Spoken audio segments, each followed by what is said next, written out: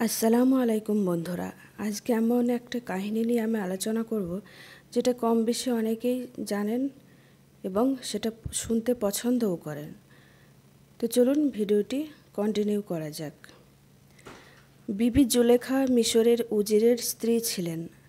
একদা উজির হজরত ইউসুফ আলাইহিওয়াসাল্লামকে বাজার থেকে কৃতদাস রূপে ক্রয় করে বিবি জুলেখার হাতে অর্পণ করেন।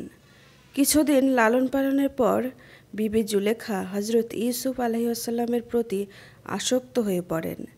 জুলেখার স্বামী তা জানতে পেরে ইউসুফ আলাইহিসসালামকে কয়েদখানায় স্থানান্তর করে রাখেন। দীর্ঘ 12 বছর পর মিশরের বাদশাহ হজরত ইউসুফ আলাইহিসসালামকে কয়েদখানা থেকে মুক্তি দিয়ে খাদ্যমন্ত্রী নিযুক্ত করেন। তখন হজরত ইউসুফ আলাইহিসসালাম বাদশাহকে বললেন, উজিরের স্ত্রীকে জিজ্ঞেস করে দেখুন কে অপরাধী।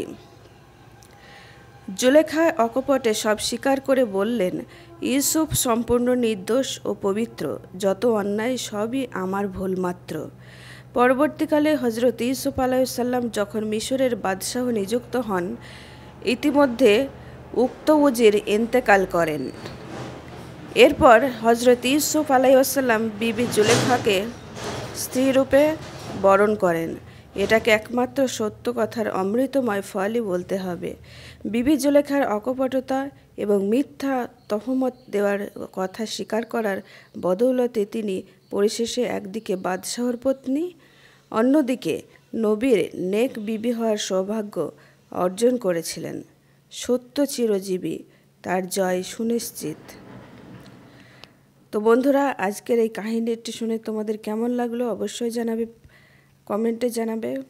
দেখা হচ্ছে পরের ভিডিওতে। আল্লাহ হাফেজ।